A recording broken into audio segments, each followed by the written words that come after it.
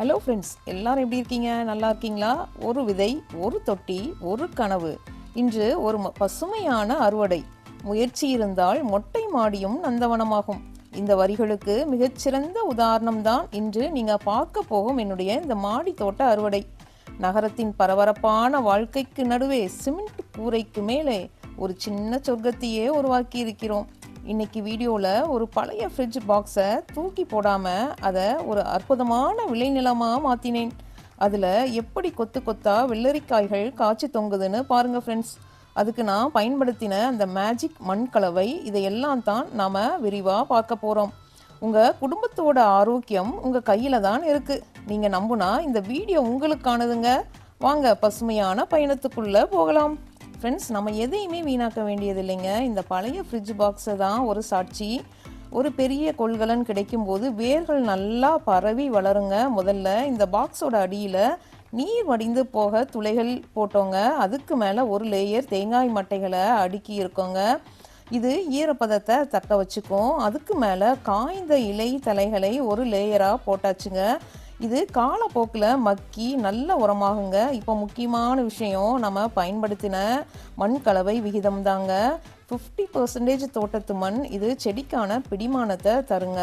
30% மக்கிய தொழு உரம், இதுதான் செடிகளின் அடிப்படை சத்துங்க. 20% கொக்கோபிட், இது மண்ணை நல்லா லகுவாகவும் ஈரப்பதத்தோடையும் வச்சுக்குங்க. இந்த கலவையோட காஞ்ச இலை தலைகளை கலந்து அடுக்காக போட்டு இந்த ஃப்ரிட்ஜ் பாக்ஸில் நாங்கள் ஃபில் பண்ணியிருக்கோங்க. இதில் நாங்கள் தனியாக விதைச்சு வளர்ந்த வெள்ளரி நாற்றுகளை நட்டப்போ இது எவ்வளவு வேகமாக வளரும், இவ்வளவு வேகமாக வளரும்னு நாங்கள் எதிர்பார்க்கலங்க. செடி வளர்றது மட்டும் முக்கியம் இல்லை, அதுக்கு நாம் கொடுக்குற உணவு தான் காய்களோட சுவையை தீர்மானிக்குங்க. நான் முழுமையாக ஆர்கானிக் முறையை தான் பின்பற்றினேங்க. முதல்ல செடிக்கு உயிர் உரமாக வீட்டிலையே கிடைக்கிற காய்கறி கழிவுகளை மண்ணுக்குள்ளேயே புதைச்சி வச்சேங்க. அதுக்கப்புறம் ஒரு வாரம் ஒரு முறை ஒரு ஸ்பெஷல் திரவ உரம் கொடுத்தேங்க. தேமோ கரைசல், இது பிஞ்சுகள் கொட்டாமல் இருக்கவும் செடி செழிப்பாக வளரவும் உதவுதுங்க. அடுத்த வாரத்தில் நான் செடியின் நோய் எதிர்ப்பு சக்தியை அதிகரிக்கிறதுக்கு கற்றாழை கரைசலை ரெடி பண்ணி கொடுத்தேங்க. நெக்ஸ்ட் வீக் வாழைப்பழ கரைசல் பூக்கள் அதிகமாக பூக்கவும் பொட்டாசியம் சத்தையும் கொடுக்குதுங்க. தேர்ட் வீக் வாழைப்பழ கரைசலை கொடுக்குறேங்க. அடுத்த 4வது வாரம் புளித்த மாவு கரைசல், அது இட்லி தோசை மாவு.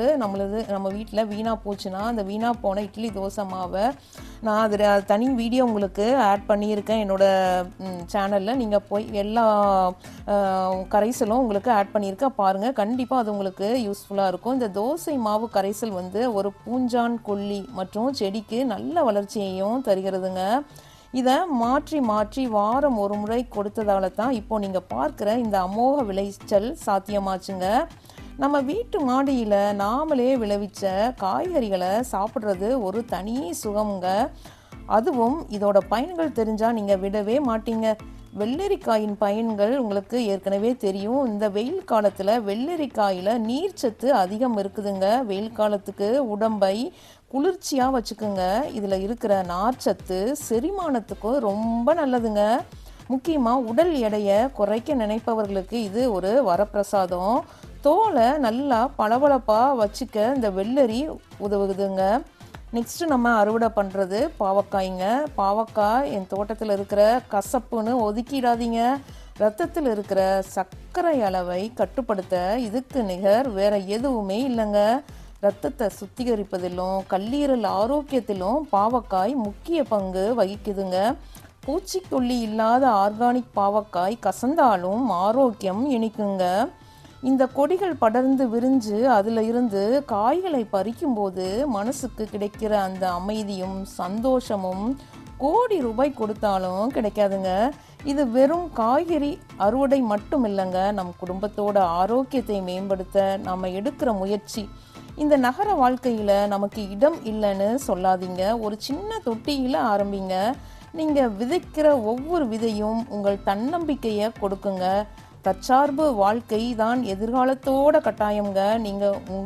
நீங்களும் உங்கள் வீட்டில் சின்னதாக ஒரு தோட்டம் ஆரம்பித்து நஞ்சில்லாத உணவை உண்டு ஆரோக்கியமாக வாழணும்னு கேட்டுக்கிறேங்க.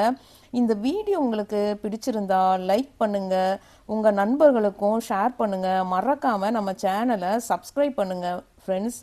Happy gardening. See you. Bye bye.